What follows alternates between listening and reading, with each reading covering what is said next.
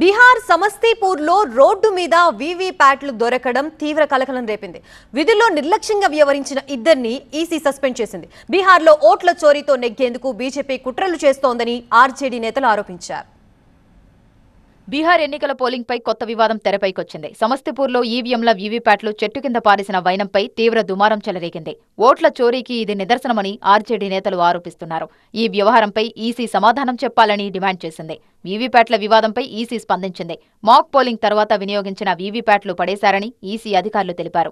అంతేకాకుండా వీవీప్యాట్ల వ్యవహారంపై స్థానిక అధికారిపై వేటు వేశారు. सरायरंजन विधानसभा क्षेत्र के अंतर्गत डिस्पैच सेंटर के पास आज कुछ पर्चियां लावारिस व्यवस्था में पाई जाने की सूचना प्राप्त हुई थी।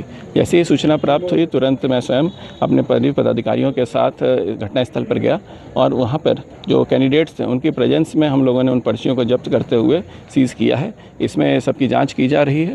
इस संबंध में प्राथमिकी दर्ज की कार्रवाई की जा रही है एवं लापरवाही बरतने वाले 2 कर्मियों को चिन्हित करते हुए उनके खिलाफ विभागीय कार्रवाई एवं निलंबन की अनुशंसा की गई है। అయితే బీహార్లో దొంగ మార్గంలో గెలిచేందుకు బీజేపీ కుట్ర చేస్తోందని ఆర్జేడీ నేత తేజస్వి యాదవ్ ఆరోపించారు.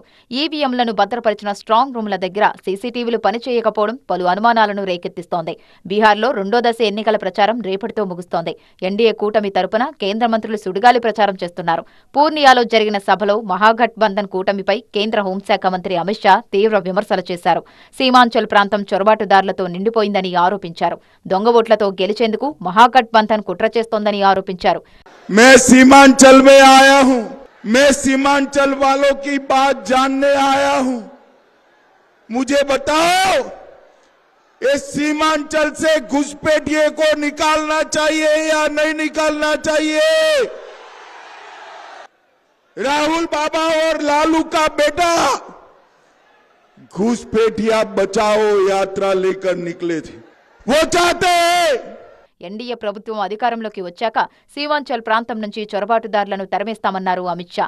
బీహార్ నుంచి అక్రమ చొరబాటుదారులను తరిమేస్తామన్నారు.